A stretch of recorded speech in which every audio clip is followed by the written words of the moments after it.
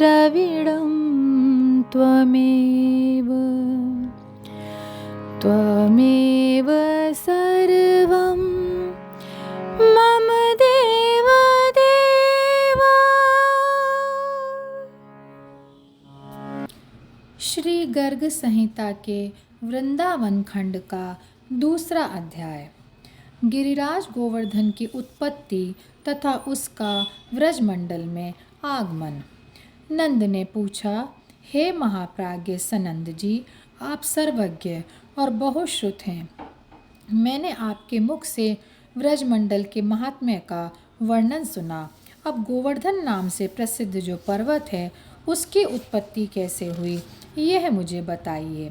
इस गिरिश्रेष्ठ गोवर्धन को लोग गिरिराज क्यों कहते हैं? यह साक्षात यमुना नदी किस लोक से यहाँ आई है, उसका महात्म्य भी मुझसे कहिए, क्योंकि आप ज्ञानियों के शिरोमणि हैं। सनंद बोले, एक समय की बात है, हस्तिनापुर में महाराज पांडु ने धर्मधारियों में श्रेष्ठ श्री भीष्म जी से ऐसा ही प्रश्न किया था। उनके उस प्रश्न को और भीष्म जी द्वारा दिए गए उत्तर को अन्य बहुत से लोग भी सुन रहे थे। उस समय भीष्म जी ने भी जो उत्तर दिया था वही मैं यहाँ तुम्हें सुना रहा हूँ। साक्षात परिपूर्णतम भगवान श्री कृष्ण, जो असंख्य ब्रह्मांडों के अधिपति, गोलोक के नाथ और सब कुछ करने में समर्थ हैं, जब पृथ्वी का भार उतारने के लिए स्वयं इस भूतल पर पधारने लगे, तब उन जनार्दन देव ने अपनी प्राण वल्लभा राधा जी से कहा, प्रिये, तुम मेरे वियोग से भयभीत रहती हो, अतः भीरु तुम भी भूतल पर चलो। श्री राधा जी बोली, प्राणनाथ, जहाँ वृंदावन नहीं है, जहाँ यह यमुना नदी नहीं है तथा जहाँ गोवर्धन पर्वत नहीं है, वहाँ मेरे मन को सुख नहीं मिल सकता। सनंद कहते हैं, नंदराज, श्री राधा जी की यह बात सुनकर स्वयं श्री हरि ने अपने धाम से 84 कोस विस्तृत भूमि, गोवर्धन पर्वत और यमुना नदी को भूतल पर भेजा। उस समय 84 कोस विस्तार वाली गोलोक की सर्वलोक वंदिता भूमि 24 वनों के साथ यहाँ आई। गोवर्धन पर्वत ने भारतवर्ष से पश्चिम दिशा में शालमली द्वीप के भीतर द्रोणाचल की पत्नी के गर्भ से जन्म ग्रहण किया। उस अवसर पर देवताओं ने गोवर्धन के ऊपर फूल बरसाए। हिमालय और सुमेरु आदि समस्त पर्वतों ने वहां आकर प्रणाम और परिक्रमा करके गोवर्धन का विधिवत पूजन किया।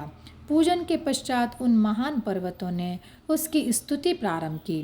पर्वत बोले, तुम साक्षात परिपूर्णतम भगवान श्री कृष्णचंद्र के गोलोक धाम में, जहाँ दिव्य गौओं का समुदाय निवास करता है तथा गोपाल एवं गोप सुंदरियाँ शोभा पाती हैं, सुशोभित होते हो।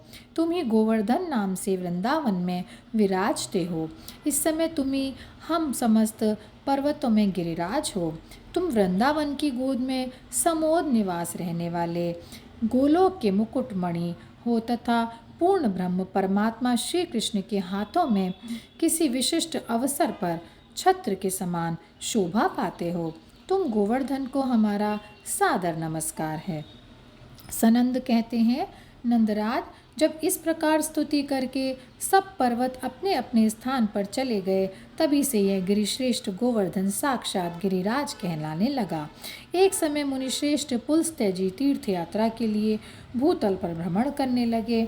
उन महामुनि ने द्रोणाचल के पुत्र श्याम वर्ण वाले श्रेष्ठ पर्वत गोवर्धन को देखा, जिसके ऊपर माधवी लता के सुमन सुशोभित हो रहे थे। वहाँ के वृक्ष फलों के भार से लदे हुए थे। निर्झरों के झरझर शब्द वहाँ गूंज रहे थे। उस पर्वत पर बड़ी शांति विराज रही थी। अपनी कंदराओं के कारण वह मंगल का धाम जान पड़ता था। सैकड़ों शिखरों से सुशोभित वह रत्नमय मनोहर शैल तपस्या करने के लिए उपयुक्त स्थान था। विविध रंग की चित्र विचित्र धातुएं उस पर्वत के अवयवों में विचित्र शोभा का आधान करती थीं। उसकी भूमि ढालू चढ़ाव उतार से युक्त थी और वहाँ नाना प्रकार के पक्षी सब ओर व्याप्त थे। मृग और बंदर आदि पशु चारों ओर फैले हुए थे। मयूर की केका ध्वनि से मंडित गोवर्धन पर्वत मुमुक्षुओं के लिए मोक्षप्रद प्रतीत होता था। मुनिवर पुलस्त्य के मन में उस पर्वत को प्राप्त करने की इच्छा हुई। उसके लिए वे द्रोणाचल के समीप गए। द्रोणगिरि ने उनका पूजन स्वागत सत्कार किया। इसके बाद पुलस्त्य जी उस पर्वत से बोले। पुलस्त्य जी ने कहा, हे द्रोण, तुम पर्वतों के स्वामी हो। समस्त देवता तुम्हारा समादर करते हैं। तुम दिव्य औषधियों से संपन्न और मनुष्यों को सदा जीवन देने वाले हो। मैं काशी का निवासी मुनि हूँ और तुम्हारे निकट याचक होकर आया हूँ। तुम अपने पुत्र गोवर्धन को मुझे दे दो। यहाँ अन्य वस्तुओं से मेरा कोई प्रयोजन नहीं है।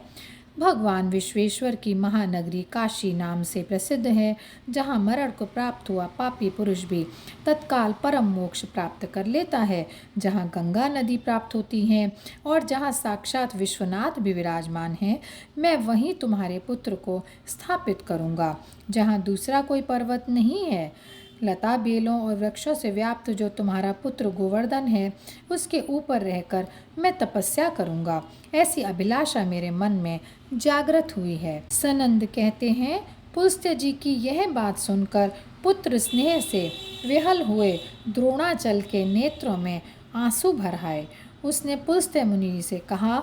द्रोणाचल बोला, महामुने, मैं पुत्र स्नेह से आकुल हूँ।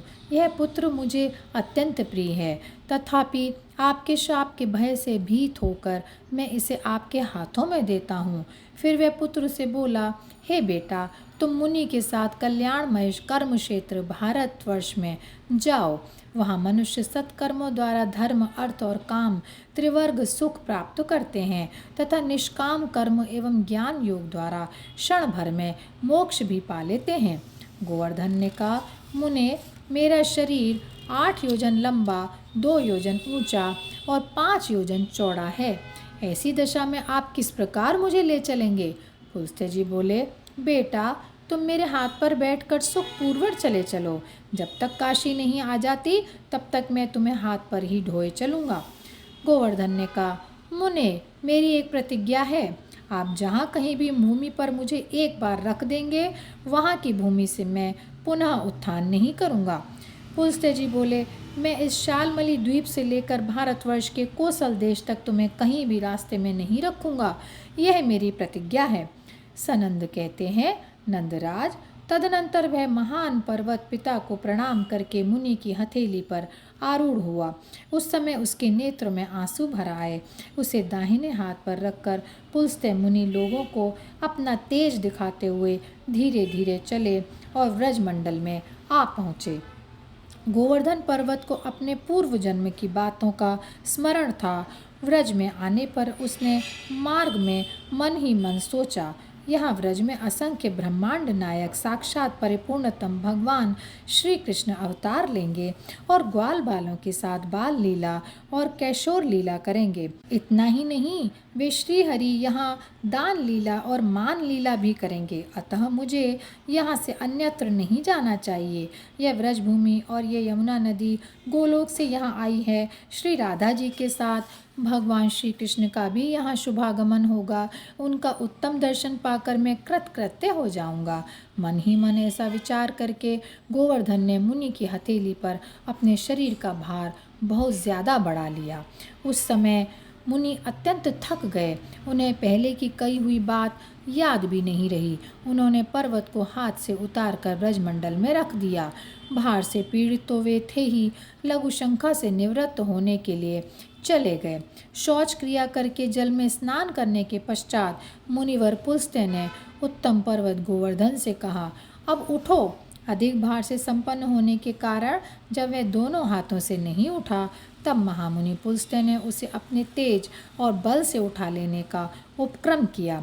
मुनि ने स्नेह से भीगी वाणी द्वारा द्रोण नंदन गिरिराज को ग्रहण करने का संपूर्ण शक्ति से प्रयास किया, किंतु वह एक अंगुल भी टस से मस न हुआ। तब पुलस्त्य जी बोले, गिरिश्रेष्ठ, चलो चलो, भार अधिक ना बढ़ाओ ना बढ़ाओ। मैं जान गया तुम रूठे हुए हो। शीघ्र बताओ तुम्हारा क्या अभिप्राय है। गोवर्धन बोला, मुने, इसमें मेरा दोष नहीं है। आपने ही मुझे यहाँ स्थापित किया है। अब मैं यहाँ से नहीं उठूँगा। अपनी यह प्रतिज्ञा मैंने पहले ही प्रकट कर दी थी।